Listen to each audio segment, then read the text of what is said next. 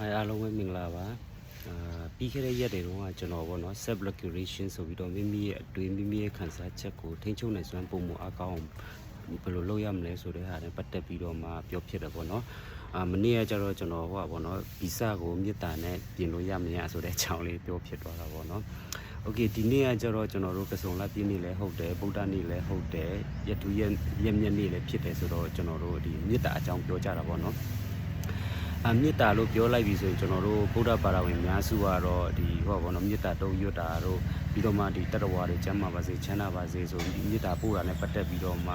တွေးပြီးချက်ချင်းတွေးမြင်မိကြမှာပေါ့နော်ကျွန်တော်ပြောမဲ့ဒီနေ့မေတ္တာနဲ့ပတ်သက်တဲ့အကြောင်းအရာကတော့ဒီဟောပေါ့နော်မေတ္တာတုံးနဲ့ပတ်သက်ပြီးတော့မှပြောမှလည်းမဟုတ်တလို့ဒီကျွန်တော်တို့မေတ္တာပို့တာနဲ့ပတ်သက်ပြီးတော့မှအဓိကထားပြောမှမဟုတ်ဘူးပေါ့နော်ဒီမေတ္တာရဲ့ဒီအတိတ်ပဲဂုဏ်တတိနဲ့သူရဲ့လက္ခဏာတွေအကြောင်းကိုပြောပြမှာဖြစ်ပါတယ်ဒီဗုဒ္ဓရဲ့အဆုံးအမဓမ္မအရာပေါ့နော်မေတ္တာဆိုတာကမေတ္တာစိတ်ဆိုတာကဒီဟောပါတော့ကျွန်တော်တို့ဒီဘဝအားလုံးအပေါ်မှာကရုဏာမုဒိတာဥပိ္ပခာနဲ့ရှင်ပြီးတော့မှတဘောထားပြေဝတဲ့စိတ်ကောင်းကျိုးကိုလိုလားတဲ့စိတ်ပေါ့နော်အဲ့လိုဆိုတယ်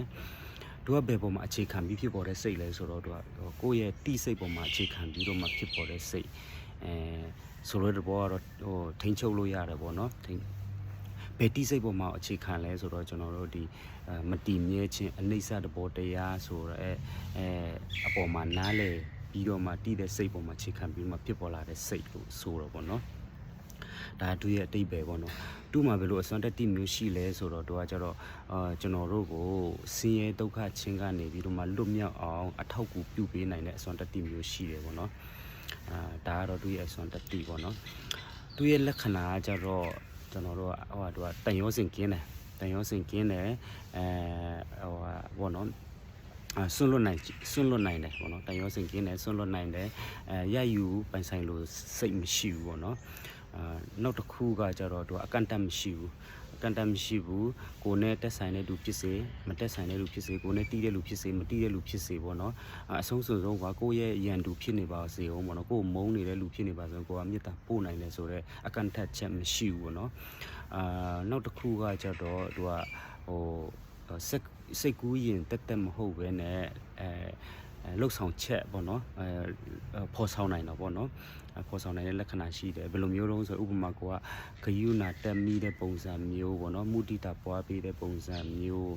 ကောင်းမှုကုသိုလ်လုပ်ပေးတဲ့ပုံစံမျိုးနဲ့ဒါကိုယ့်ရဲ့မေတ္တာကိုဖော်ဆောင်လို့ရတယ်ဆိုတဲ့လက္ခဏာရှိတယ်ပေါ့နော်ဒါကတော့ဒီဗုဒ္ဓအဆုံးအမနေပြီးတော့မှဖတ်ရှုလေ့လာရတဲ့ဒီမေတ္တာရဲ့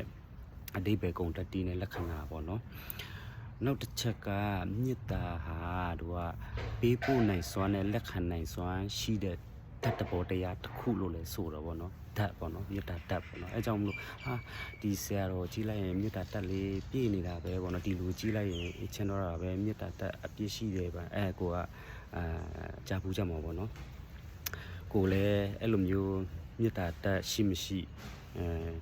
တည်ချင်တယ်ဆိုရင်စမ်းကြည့်လို့ရတာဗောနော်ခုနပြောမျိုးဓာတ်ကပေးပို့နိုင်စွမ်းရှိတဲ့ဓာတ်နဲ့လက်ခံနိုင်စွမ်းဓာတ်ပေါ့နော်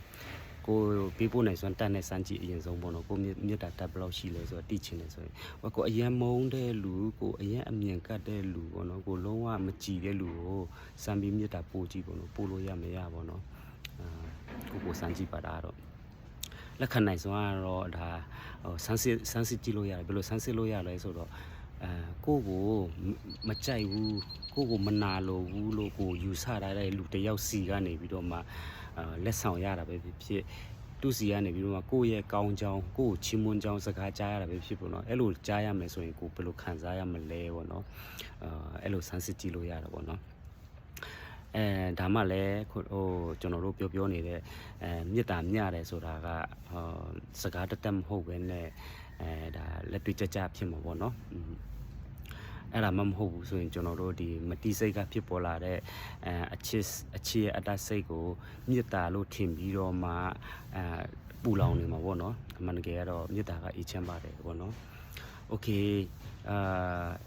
နောက်အကြံလေးတာကမေတ္တာကိုလေ့ကျင့်ယူလို့ရတယ်လေ့ကျင့်ယူလို့ရတာပေါ့နော်ဒါလေ့ကျင့်ယူရတယ်ဒါလေးပါโอเค ဒီနေ့ဗီဒီယိုလေးကတော့ဒီလောက်ပါပဲအလုံးပဲကျမချမ်းသာကြပါစေဒီနေ့လိုမျိုးနေ့တူနေ့မြတ်ရက်မှာမေတ္တာပဝနာတွေများများပွားများနိုင်ကြပါစေ